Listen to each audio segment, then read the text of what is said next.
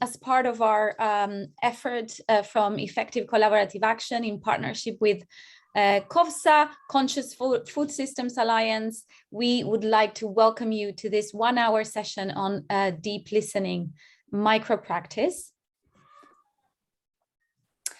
As you might have noticed from the invite, but also the posts on the digital community, the digital green commodities community, facilitating trust for collaboration is our learning theme for June and for July. And the key questions that we are working on across this theme are: what is trust? How does it look like? How do I and we facilitate trust in multi-stakeholder collaborations to accelerate food systems change? And what practices and tools can we use to enable trust? And of course, deep listening comes as a very foundational practice that we want to introduce in this path of facilitating trust. And this is what we are doing here today. We also had this week a session on systems mapping, and we're having another one on Thursday, 5 to 6:30 p.m. Central European Standard Time. So please, if you haven't done so yet, make sure you register to that session. And then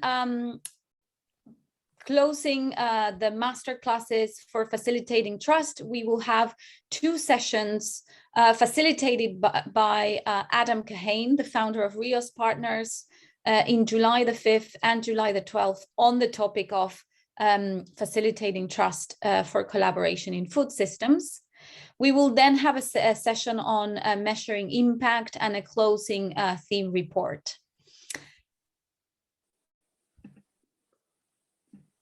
And today we are very, very grateful to be running this session in partnership with CoFSA. The Conscious Food Systems Alliance is a movement of food, agriculture, and consciousness practitioners convened by UNDP and united around a common goal to support people from across food and agriculture systems to cultivate the inner capacities that activate systemic change and regeneration. This initiative is led by Andrew Bobarnik and managed by Thomas, Alice, and Noemi. And as you know from Effective Collaborative Action, inner development and inner work is essential to bring about deep collaboration. CoFSA works with a diversity of consciousness approaches that support inner capacity development, guided by their relevance in particular cultural contexts. And these include mindfulness, compassion, nature connection, somatic body work, emotional awareness, non-violent communication, self-reflection, and other traditional wisdom practices. And we're going to have some of that applied to deep listening today in this session. Lastly, before we get into the session, I would like to welcome the speakers for today. Brother Pháp Lai is a Buddhist monk and teacher in the Plum Village tradition founded by Zen master Thich Nhat Hanh. And Brother Pháp Lai spent a large part of his youth in Africa and worked as an ecologist in Scotland before becoming a monk. He has offered talks on peace building in Northern Ireland and Colombia, supported social workers in war-torn Liberia, and works on bringing Plum Village practices into education through the Wake Up Schools initiative. We are very honored to have you here today, Brother Pháp Lai. Thank you for joining us. Thomas Legrand is a technical advisor to the UNDP-hosted Conscious Food Systems Alliance and a mindfulness practitioner in the Plum Village tradition. He holds a PhD in economics and works in the field of sustainability for UN agencies, private companies, and NGOs, with a focus on sustainable land use, climate change, and sustainable finance. And he's the author of Politics of Being, Wisdom and Science for a New Development Paradigm. My name is Sole Riestra. I'm the moderator for today. I'm a training and learning advisor for Effective Collaborative Action, part of the Green Commodities program team. And I will be sort of convening a little bit this session and also making sure we keep an eye on the chat. So if you have any questions, any comments, don't hesitate to text us or just simply open your mic and speak. It's a very relaxed, very informal space. So make sure you make the most out of it. And without further ado, I'm going to pass it on to Thomas and to Brother Pháp Lai. Thank you very much.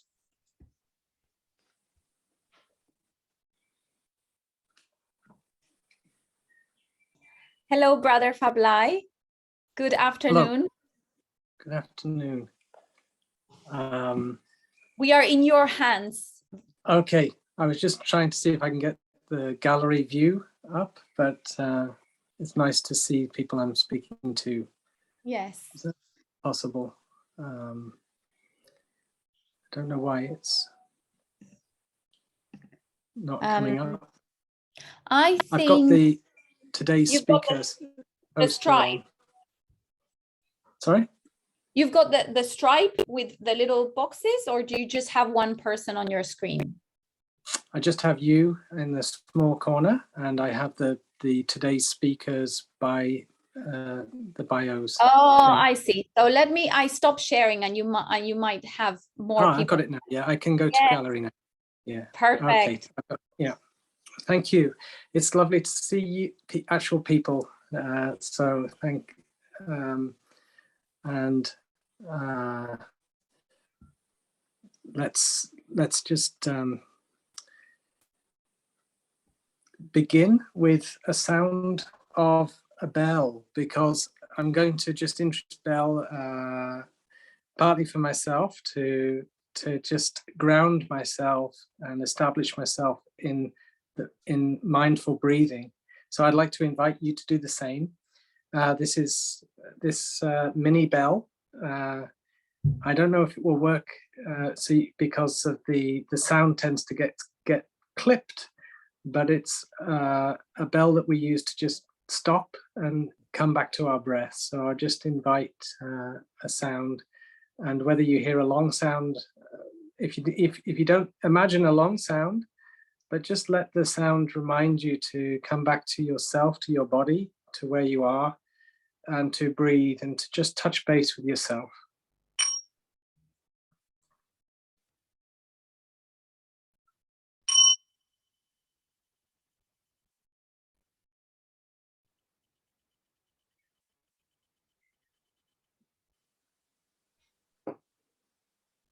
Breathing in, I'm aware of my body. I'm aware of myself. Breathing out, relax my body. I relax my mind.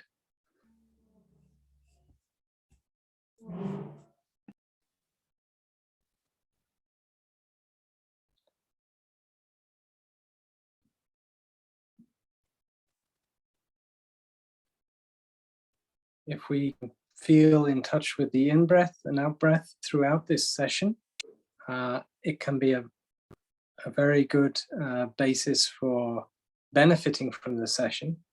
And I want to also make that one of the main points that I could offer to contribute to my experience of deep listening, that if we can stay in touch with ourselves when we are present for somebody else, gives us the best opportunity to really receive and hear what the other person is saying. Even when our intention is to kind of go out to the other person and because we really want to listen, but we lose touch with ourselves, we can sometimes get, we lose a certain stability, a certain groundedness, and we may not, we might miss things. So it's one of the other things I wanted to emphasize. In Plum Village, where I live, we have something called Dharma sharing. It's where we talk about the practice, we talk about how we're applying mindfulness practices and the teachings on love and understanding, and as per Buddhism, as per our teacher, Thich Nhat Hanh. And we we see how we apply them to our life. And sitting in that circle, one person shares at a time. And while that person is sharing, nobody interrupts them. And we are invited at that time to give all our attention to listening to that person. And we are sat in a circle. Whether it's one-to-one or whether it's a circle, the deep listening is the basic practice of communication. Of course, along with deep listening comes loving speech. They go hand in hand. So if it's your turn to talk, you speak the truth, you speak from your heart, but you're also mindful of the impact your words will make on the other person. So you're skillful in what you say. Deep listening and loving speech is the title of one of the fourth of the 5 mindfulness trainings, which is a kind of global ethic that Thai developed to offer to the world for less violence, for a more sustainable, ecological, less violent and happier world, and also for personal freedom. We know that if we did not listen well to someone, we lost an opportunity, and we maybe hurt that person by our lack of listening, our lack of ability to listen, so we can experience regret. So if we've also had that experience that we lost an opportunity, we want to cultivate the art of deep listening. And it is something, it's not just something you either have or you don't. I guess, of course, part of it can come through how you experience being listened to as a child. Were you taken seriously, and some sort of strategy maybe you developed early on that is still operating in you to make progress, to be successful, to be able to navigate the world. And if deep listening was part of that, maybe you're blessed with a good foundation. It's already part of your way to be, that you have that skill. But for some of us, maybe we had developed other attributes more, and deep listening is not necessarily taught in schools, you see. So it's something that it could be taught, and I've witnessed it being taught in a Buddhist school, actually, in England, whereby there is this respect given to the person that is speaking. The person that's speaking knows they are safe to talk. So this ties in with this trust that we've been talking about. When the person trusts that they are in a safe place, and that they're being truly listened to, and there's not going to be judgment, then they feel, oh wow, I can really share, and I don't have to hold back. And it gives permission for people that are that maybe otherwise would not share, to share. When I go back to the experience of my Dharma sharing groups that I mentioned, the circle sharings, often we get people with social anxiety saying, I didn't think I would share, but they felt safe in the circle to share. And often they share exactly about this aspect of feeling safe to be able to share.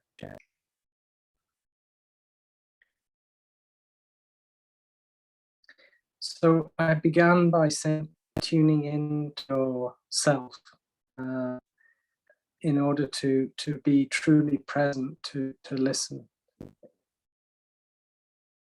Listening as an art, listening as something we can cultivate.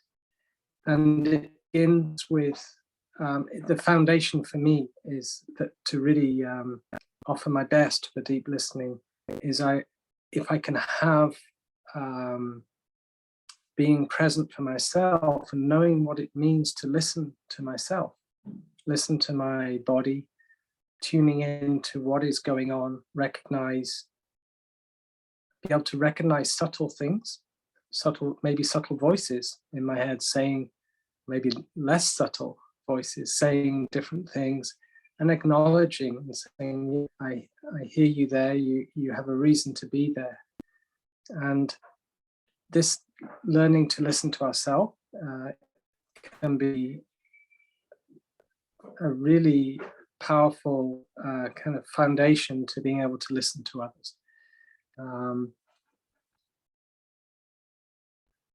So if you've not tried that, I recommend it. But ironically, we somehow are much better at listening to others than ourselves. If you imagine you have a friend in need who really trusts you and you love them and they're having a difficulty, you stop everything you're doing, you make sure you have time and you set aside a time to really be there for them. Maybe you also make the space nice, you have a cup of tea and you make sure the conditions are good. And even if the conditions are not good, with your concentration, you can overcome the conditions outside to really pay attention to the other person because you know it's important, you want to be there for them. And if we can be a friend for somebody else, it means we can also be a friend to ourselves.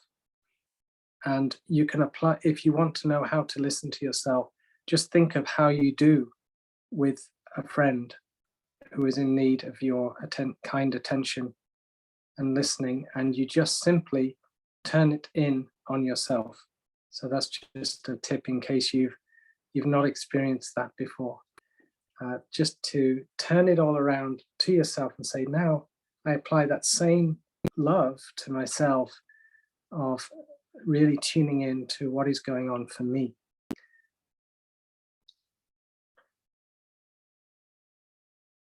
When we are still, we are able to feel our stability. When we are still, we can actually notice the subtlety of the breath in and out. And if we cannot connect with our breathing, it may, and recognize, oh yes, here is my body, here I am.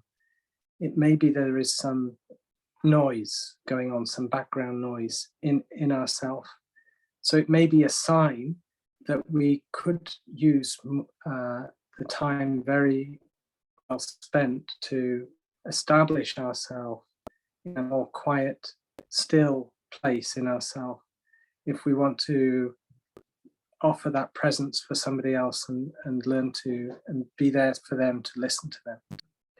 Of course, I'm sure you're all imagining, we all know that the why of deep listening, but it's important to also double check what is our motive for being here for this person. I mentioned the case of a friend, but it may not be a friend that we're being asked to listen to. And it can be many different situations. And I know Thomas is going to speak to some examples that he has from his work. And we may have questions applying it to our particular situation and kinds of people we're listening to. But even whoever it is, if we apply the same principle as we would to a friend, we won't go too far wrong. In the sense that we want to check what our motivation is. Are we here to we have an agenda, right? An agenda to get some sort of result from this person. And if that is the case, we have to be very careful with that and try to put that aside in order to be able to listen well, because we may get information that changes our perception, and we get a deeper understanding of the situation. So this is something we have to be very careful with, because if we have, if we're too focused on our agenda, if you like, we might not really be able to listen so much to what the other person has said. We may have experienced being in a situation where the person is maybe sharing, and we're already formulating what it is we want to share back, or what it is we want to ask or suggest. And that is tricky, because, as I said, it can prevent us from really being present for the other person. So how to put that down and just be there for the other person. And that actually requires a bit of trust, because we are somewhat programmed to think, you know, how to argue things, and how to, like, we hear this and then we have our thing to say, and to trust that we don't have to formulate anything. We're just here, our intention is just to listen, and we trust that listening will reveal, and what we need to share will be in direct response to the present moment of hearing, to what is truly being needed at that time, and not what we formulated prior to the meeting, etc. Of course, there will be some things that you've prepared and you share, and there will be time for that, and you trust for that. I think also, when I think of the why of listening, our teacher has always said we listen in order to understand, in order to truly understand what is going on for the other person. And this level of listening that we're talking about can also bring quite a deep change in the other person, in terms of trust, in terms of safety, and that person may share things that they otherwise would not share. So we can get more information. And by listening in this way, we also give the other person a chance to, maybe because they get to express something which is potentially causing them some suffering, in the expression of it and the feeling that they've been heard, it might not be that you agree with them, but you show that you reflect back your understanding, that you've heard them and witnessed their pain, their feelings. You maybe guess how they're feeling, if they're thinking that kind of thought that they're expressing, but you give them a sense that you really heard them, and you respect them as a fellow being, a fellow human being, and you understand their situation. Christiana Figueres is actually coming to Plum Village in a couple of days, and she's often talked about how she was able to get the agreement of 195 countries through deep listening, through really making sure that the other person knew that she got their situation, the compromises that they may have to make if they were to follow the agenda that was requested for stepping back on fossil fuels, etc., and maybe the political difficulties they were in. When somebody feels very understood, they're much more open to looking afresh themselves and looking for a different way. So often we will say, even you're hearing wrong perceptions, even you're hearing unskillful speech, even if it's somewhat directed at you, you stay in touch with your compassion for the other person, because you know it's maybe their one chance to really, it's the first time they've been listened to so well, and they're having a chance to really get something off their chest, we say in English, you know, and having done so, there can be much more space for possibility. So you're compassion allows you to not be knocked over by some of the unskillfulness that you may hear or some of the wrong perceptions, but you're listening at a different level, not to the thinking, you're listening to the person's true being and situation, how they are in a situation. I I think I've already shared a fair bit. I think mostly, I want to say deep listening gives us an incredible opportunity to establish a really good working relationship with somebody, and whereby you have a good ground, and it also provides the ability to really know from the base what is really the situation, and not just be talking at maybe a less deep level about what is really going on for each other.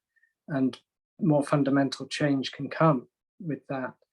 But in terms of technique, the bit that I'm offering is staying in touch with your compassion, staying in touch with yourself, staying in touch with your body, your breath, being present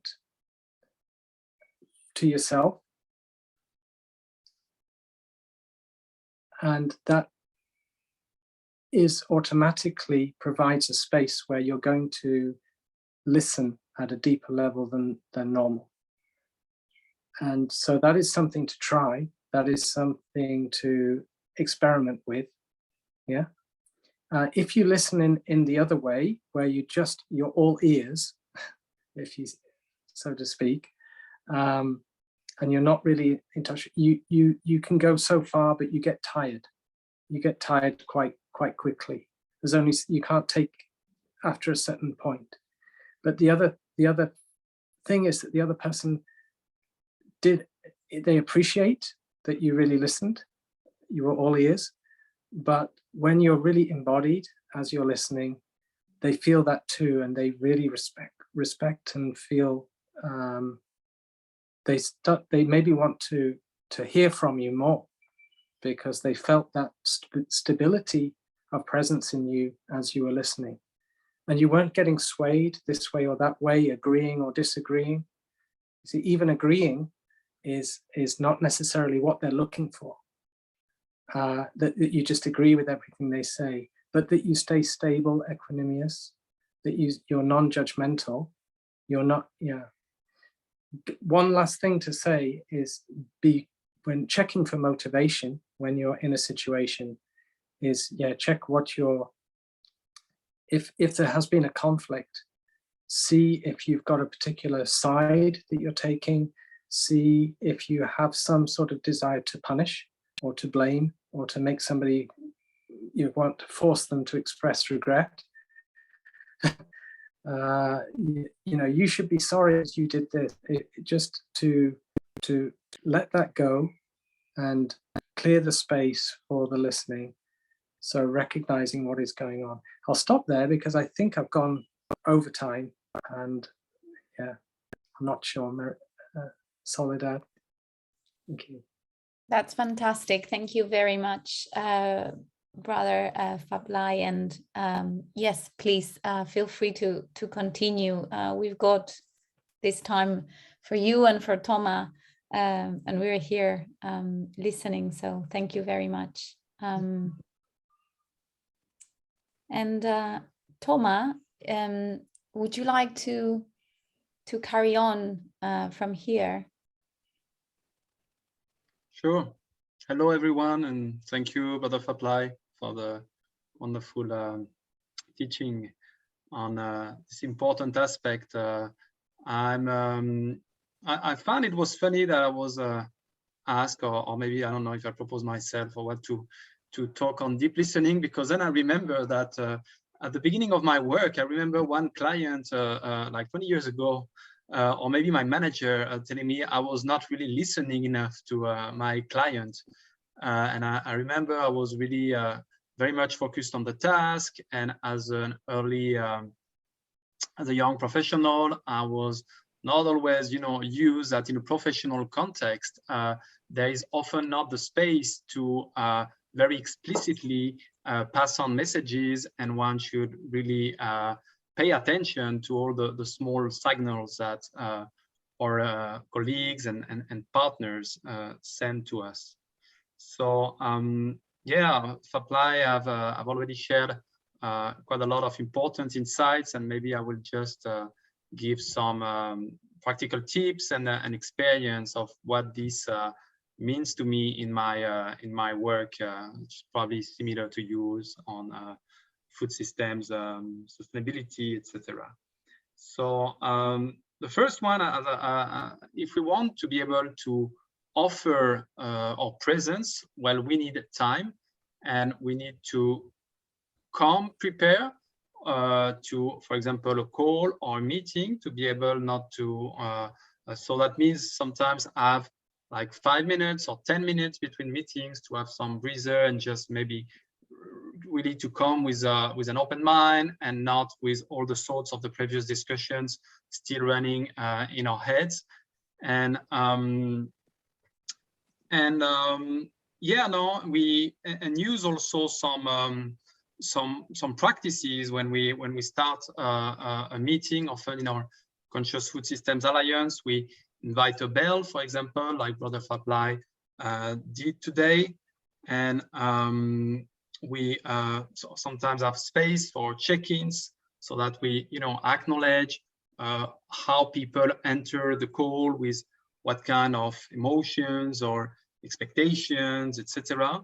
And we also even plan, because our work is often very transactional, we often plan even specific sessions to connect more deeply beyond our the work that we need to do. And even, for example, in the last session, we had a space because we were concluding a time of 9 months being together, and we had a space for sharing from the heart, which is not often, an opportunity in our work. So really allowing, this kind of different space, and yeah, stopping a little bit before a meeting, so that we make sure we have the space to embrace whatever may come in that meeting, and really offer our presence to truly listen. The same is true when we receive a call. A phone ringing can also be a mindfulness bell, like the one we listened to at the beginning of this session.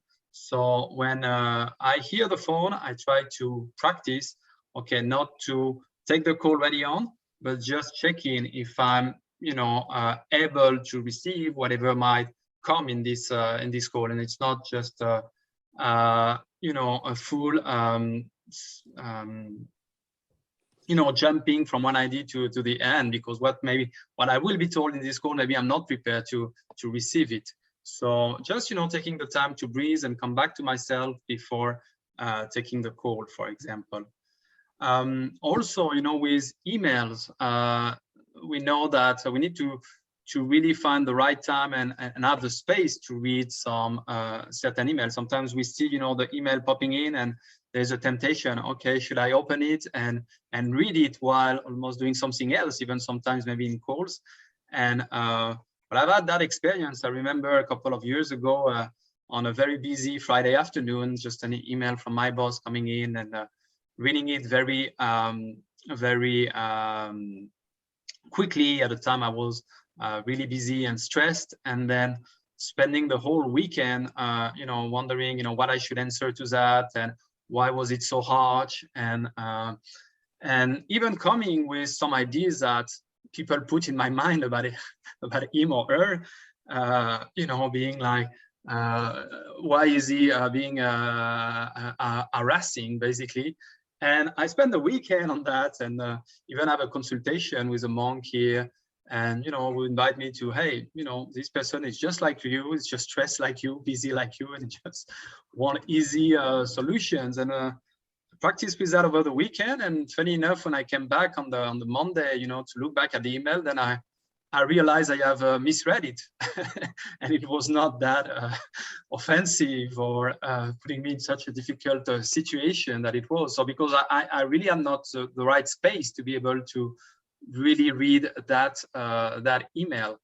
Well, another important point I think is, as Pháp Lai said, about our intention or motivation when we come to a conversation with someone.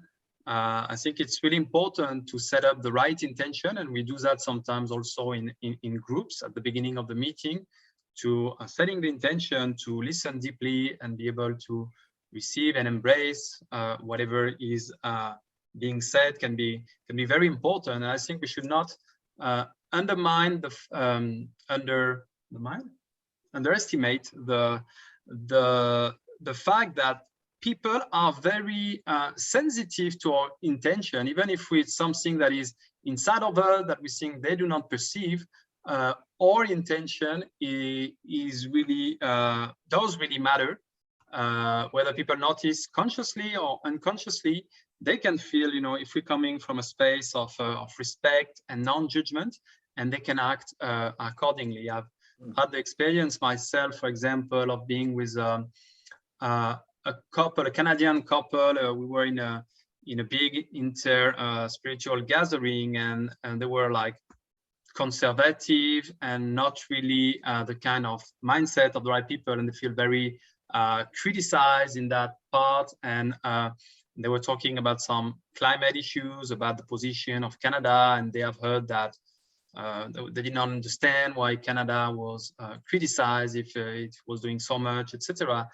And I think I was really coming from this place of respect and non-judgment and being friendly with them, and that at some point, you know, they were able to, and I was not, you know, really intending to convince them, but when they asked about my opinion, I've started to explain the story about Canada and the climate negotiation, etc. And they were really able to receive that information. And that was kind of a surprise. And to me, that's something, a memory I use to remember, you know, how important and how we can really, how deep listening can really overcome these kind of barriers by building trust. And at the end, I was even surprised that they were, because they find someone a little bit from the other side as an environmentalist. This person was also working on the oil industry, oil and gas industry. So obviously he was feeling often attacked by climate activists.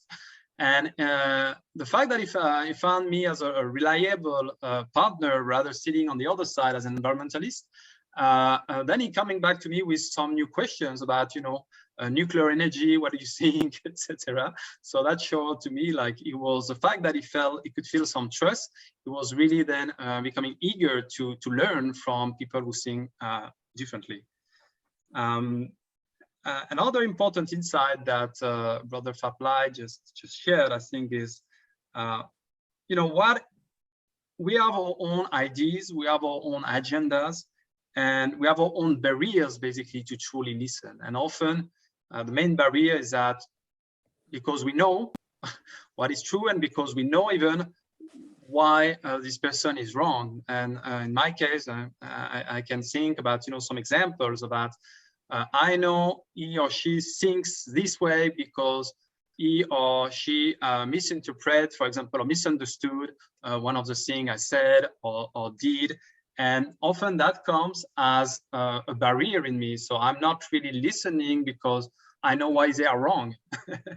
And so it's important to check in, you know, what kind of ideas and feel inside, even, you know, the resistance inside, you know, hear what is happening in our minds, even in our bodies as we close ourselves, even, you know, the body position can tell us about that. So we can, when we are really mindful about what's happening in our minds, in our emotions, in our bodies, we can, you know, relax and just, you know, let go of these ideas and make space for allowing the information to really come in. And also, it's not about, it's important to say that, you know, really listening is not about, and even understanding is not about agreeing, right? It's sometimes we feel like we get a sense that okay, but then he or she will think I agree. No, it's just listen, understand, and maybe and maybe not necessarily agree. And I think it's important, if we want to offer that, offer a broad space for listening, to not taking things also too personal. Often, you know, we're closing ourselves to some remarks, or even to some criticism, or to some ideas, because we feel attacked by these ideas. Another important aspect of deep listening, as Brother Pháp Lai said, is about acknowledging, acknowledging that we have listened, we have heard what some people said, even if sometimes we don't have yet answers for that. For example, I remember we having a partner, asking a small request, like a very small funding to contribute to something we're doing together, and maybe because of the process in UNDP, maybe it may be difficult, etc. Or but I think it's important to say, hey, to just, instead of not mentioning back, but just mentioning in further conversation, we have heard your request on that, and we'll make our best, or we'll see, etc. But sometimes it's often the easiest way is often just to, because these are things that have been told very quickly or so, and it's very important that we can acknowledge them so that people feel they have been heard. And deep listening is also, when we speak, we should also listen at the same time of how our words are received, and be able to adapt to that. And sometimes, being able to acknowledge when we feel there have been, we have caused maybe some hurt or some misunderstanding. Some time ago with a colleague, because I've said something, I said like, do we have I was expecting, she said she would do something that day, but then other things appeared, and maybe I make her feel like I was asking if it was done, and maybe I make her feel bad about that. So then the next day I come back to her and just explain why I was coming from, and she really appreciated me coming, even if it was a very minor point. And she appreciated, clarifying that part. And maybe the last point before we move to some questions was simply also to acknowledge also limitations, because deep listening is about letting things in, right? And even if our mindfulness sometimes can able to serve a little bit as a shield, let's say, but sometimes it can be too much. I've experienced that with some colleagues in a mission, someone opening to all his anger and sometimes a little bit of hate, etc. And that was sometimes too much at the moment, and maybe I should have said that I should stop and then come back on that at a later stage. So really framing the space that allows for this deep listening, finding the right time and space. Thank you. We don't have yet much time. Thank you very much, Thomas, for your sharing. And as you said, we are now opening the floor for questions. And to begin with some questions, Brother Pháp Lai, we've got people from all over the world here today. And one of the things that we share as a collective is that we are sustainable development practitioners in one way or another. So we are involved in environmental and social work to a certain higher or lesser extent. And as sustainable development practitioners, we carry a sense of urgency to change the systems that we are a part of, particularly as we see the world heading to ecological and social collapse. So could you share with us, how do you see that urgency meeting with the practice of deep listening inside us and outside of us?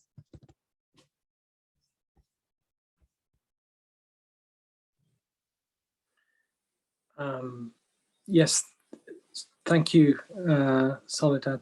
That's a great question. It's I think to have the awareness that if you're not in a place of deep listening, if you're not really understanding the situation at that level, you're not going to get anywhere. Let's say you could get somewhere, but you may do it through somehow pushing for something. But if you are able to get underneath the situation, like we say, understand, right? Understand the situation, understand the other person, things are going to flow much better.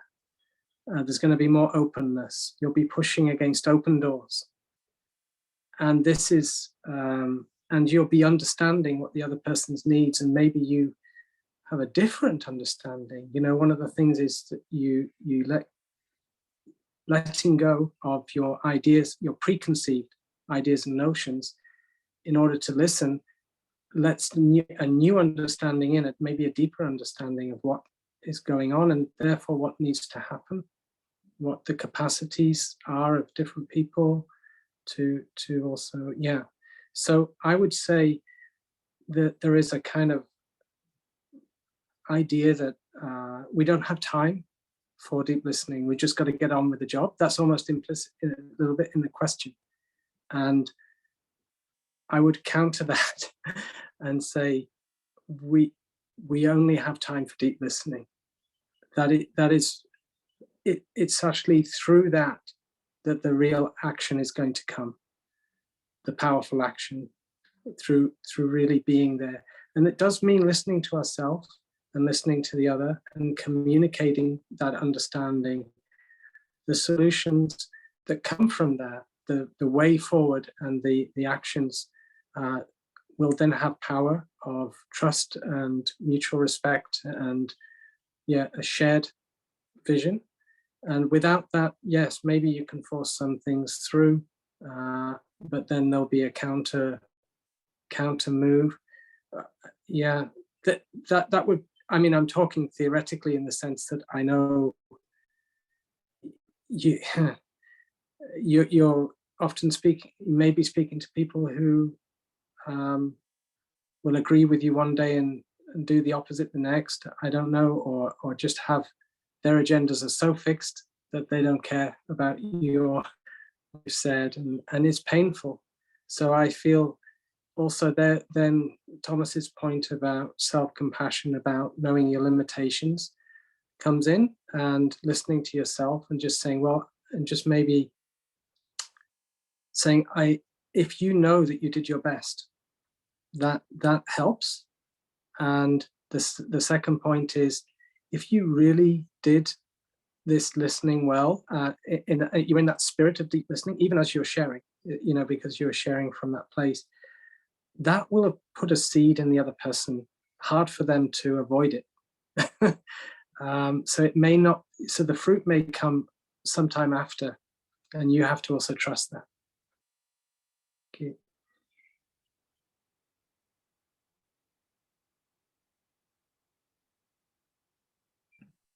Thank you very much, Brother Pháp Lai. And I would like to open the floor for other people's questions. If you want to open your mics, or if you want to share them on the chat box, please feel free to participate in this way.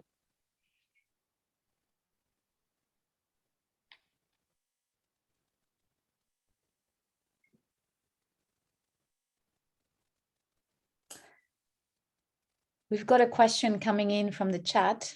I can share it already if you want. This is from me.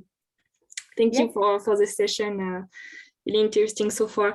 I was reflecting that, you know, I feel we are convening here in a group where we are pretty open to this practice. We want to learn more about it. We do see the value in listening. So I was a bit wondering, how do you approach that with a group of people that may not be as open or may not see the value of it? Like how to share this practice and bring it in a I don't know, I'm thinking in a multi-stakeholder conversation, like some of our colleagues are often like facilitating this type of work. So how can we bring this kind of practice there in these spaces?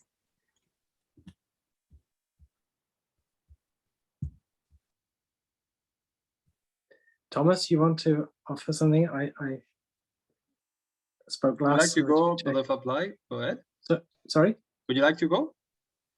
Okay. Well, thank you again for the question. I think I was partly connects with the previous point about trusting that that even if the others are not participating, your best protection for yourself is if you are staying present in yourself and you're aware of what's going on. And it may be that you sense that there is no real way to get to that place, because it does take two to tango, as we say, to a certain degree. And so aware of that, you may even choose to call that out. Just say, guys, this is the situation. I don't feel that we are going to make much progress in this. If we can't just check it to really understand where what we're all here for and agree at the basic level of our intention. That could be one. That would maybe, depending on the situation, that might be a very courageous, it might be a very foolhardy thing to do, I don't know, but calling it out, but at least knowing for yourself. And so also not expending too much energy if the door is completely closed, but still being present and recognizing, yeah, this is a difficult situation, and maybe I need to stay compassionate, not get carried away by my emotional response to this situation, recognize what is happening for myself. So you maybe turn it into listening to yourself and see if something comes. I mentioned one possibility just there of maybe you call it out, but maybe you don't. Maybe it's another surprising solution. Maybe enlisting another help from somebody, coming back another day. You say, live to fight another day, sort of thing. But so sometimes retreat is what you need to do. And you see the reality of it, but what I could imagine is that you could hurt yourself a lot if you try to bash your way through to your points. And I'm not sure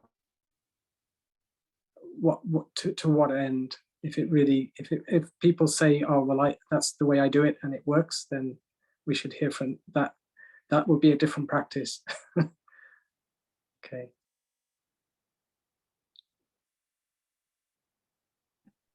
Thank you very much. And we've got I'm conscious of time. We're getting closer to an end, but Estelle has shared a question and a reflection that I would like to bring to yours and Thomas' attention.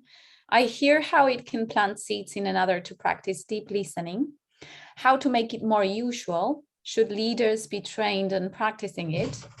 It is hard and a struggle to feel unheard and to see others suffering in a world where results deliver is so valorized, valued. What can we say about this as a closing to today's session, Thomas and Brother Pháp Lai? Thank you. Thank you, Soledad, and thank you, Estelle, for the question. Well, definitely, I think we should want to train people. I think our initiative, Conscious Food Systems Alliance, is really to bring these kind of practices into individual trainings, but also into group facilitation, and even maybe at a more institutional level. I think the last part of the question about results, I think it's very interesting and a little bit echoing what Dr. Pháp Lai said about, how deep listening is important, maybe more important than what we think are the results we are pursuing. So, because deep listening really is an opportunity for people who speak to heal. And we see that in many of our stakeholders that we're working with, especially those most marginalized, oppressed, this is really so important. And we are also very attached to the results that we have set for ourselves, or the results that have been set by other people that and these results are always external somehow. And I think we need to come to the place to understand that what through our work practices, the kind of behavior, attitudes, relationships, etc., that we are forming through these practices are as important for our future than the external results that we are looking for, because these will continue. They will be transmitted to other people, other generations, and if we really, what we need is a kind of cultural change, a global change of mindset, as the Human Development Report has said. We really need to also consider these as our results we should pursue.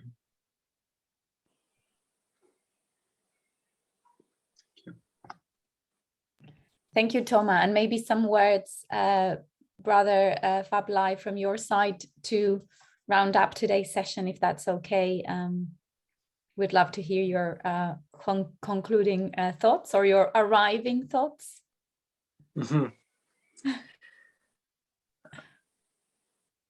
Yeah, I think the one thing I want to say is emphasize is deep listening is an art, so it needs cultivating and needs practicing, and maybe practicing in to yourself is actually one thing you can do, and also with easier.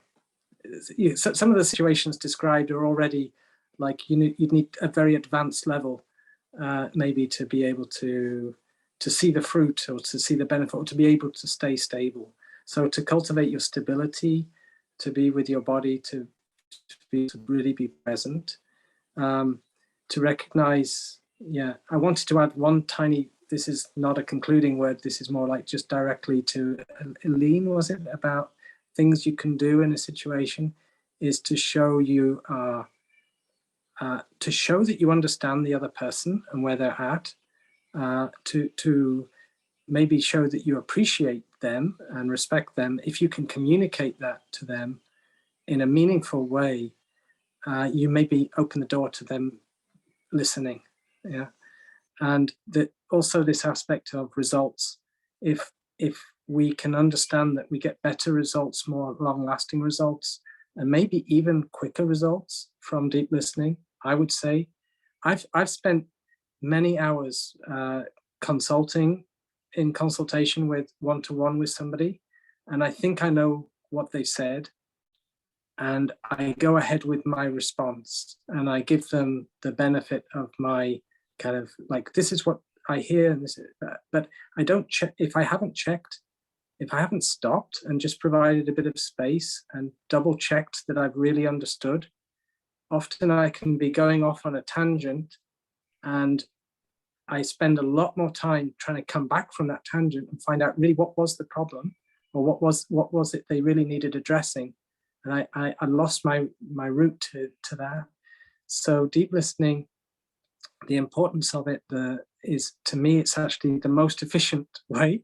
And funny to hear the word efficient coming out of my mind as a monk, but I just want to say, because I feel that that's often in the secular world of you're really hard negotiating and things like this.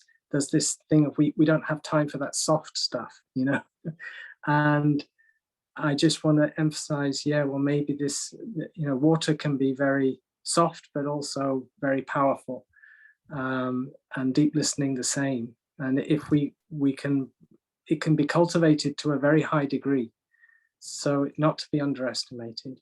And it's very connected with love and non-fear as well, like not being frightened by a situation, but staying in our center, and and also drawing as well from a sense of like knowing we're in the right, doing the best we can. We're connected to spiritual ancestors and they're supporting us at that time. So I'm getting spiritual there, but that's, thank you. Thank you very much. And very, very grateful for today's sessions. And so are the people that joined. I mean, we've been receiving lots of beautiful comments on the chat box.